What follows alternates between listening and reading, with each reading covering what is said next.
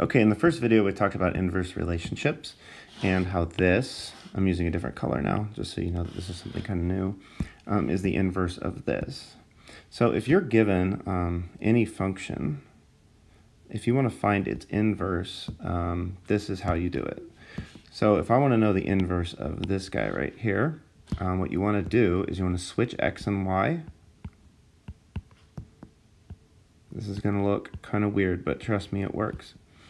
You're going to switch x and y and then solve for y and watch what happens. So if I was going to solve this equation, I could divide by 7/5 on both sides, and I would be left with y is equal to 7/5 x. And you'll see that we got the same thing as we did right here, okay? So if I wanted to get the inverse of like y equals 3x minus 5, I could go x is equal to 3y minus 5, and I would add 5 to both sides, solving this for y, and then I would divide both sides by 3, and I would be left with y is equal to x plus 5 over 3, or in slope-intercept form, you might be more comfortable writing it like 1/3 x plus 5/3, something like that, okay? So those two end up being inverses of each other, and we're going to explore that relationship a little bit more in 6. Okay, looking online, Carlos found a company that will sell 8 pounds of Brutus bites for $6 and a flat fee of $5 for shipping. The company advertises they'll sell any amount of food at the same price per pound. Model the relationship between the price and the amount of food using Carlos's approach. So the y-intercept for Carlos is going to be $5. That's the shipping charge. And remember, the slope is going to be the price per pound, or the rate of change. So that's going to be, well, 8 pounds for $6. So I find kids get confused. Do I go 8 divided by 6, and do I do 6 divided by 8? And if you were to think this through kind of as a nice number right here, like if this was something like 2 pounds, all right, so you can see it. If this was like, I got too many numbers. If this was 2 pounds for $6, obviously that'd be $3 a pound, and we went 6 divided by 2. With 8, a weird number when it doesn't divide nicely, it's a little harder to see, but that's the way we're dividing. We're dividing up the money.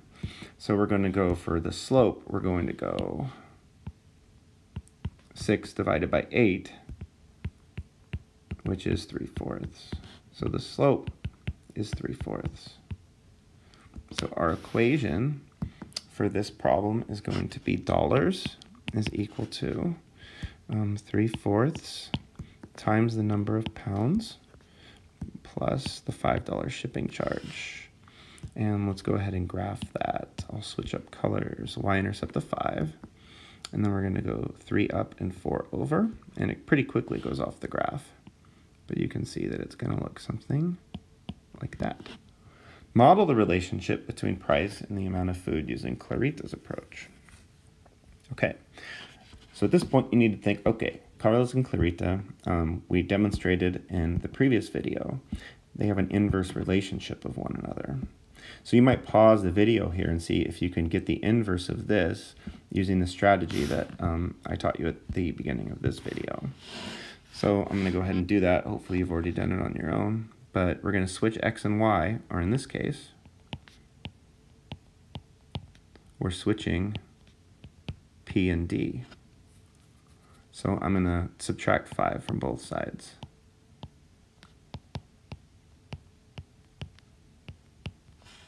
Okay, and now I need to get rid of 3/4. I like to take this one step at a time. So I get rid of the 4 first and then the 3, but you could do it by dividing by 3/4 too. So I'm going to multiply both sides by 4, and that's going to give me 4p minus 20 is equal to 3d.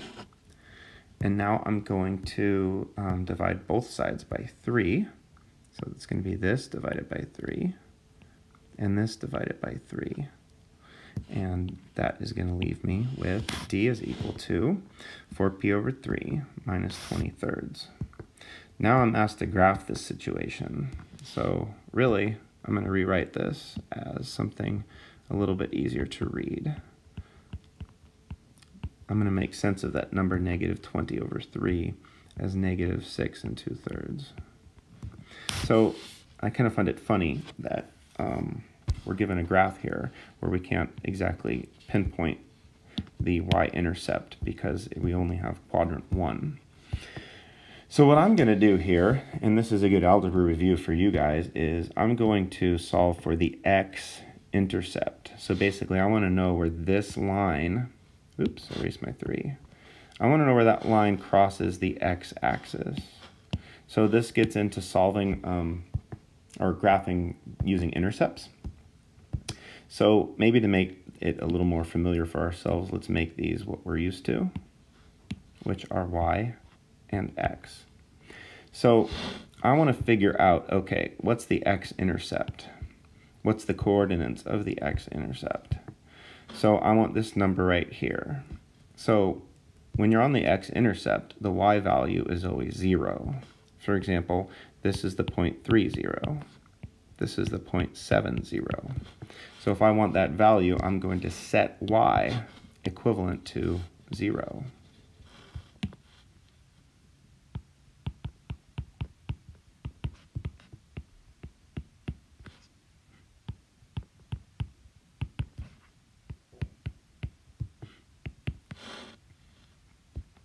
Okay, at this point in the equation, I'm going to multiply both sides by 3, and I think it might be easier for us to think of this as 20 over 3.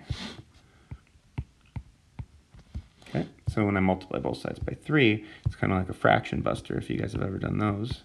The fraction goes away. And then I'm going to divide both sides by 4, and I have my x-intercept. When y is 0, x is equal to 5. So we know that this graph passes through here, and then if we did have more of a graph, it would come back here and it would cross at negative 6 2/3. Now all I need to do is apply the slope, and I'll have graphed it.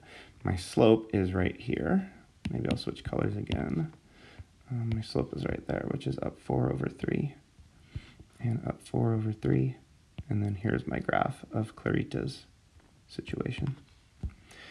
What's the relationship between these two functions, and how do you know? Well, we have now learned that these are inverses because they undo each other. So it's kind of the same answer that we did in number 4. They are inverse. They are inverses. They undo each other.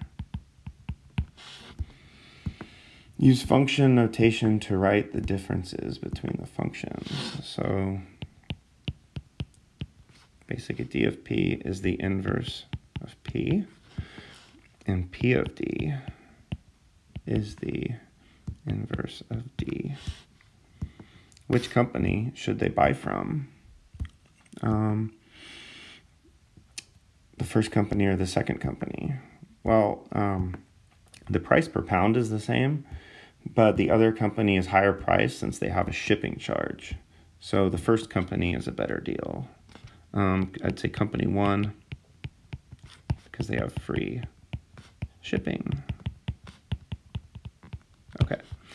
So the main takeaway that we want to get from this is just, if we're finding the inverse of something, whatever it would be, okay, you need to switch x and y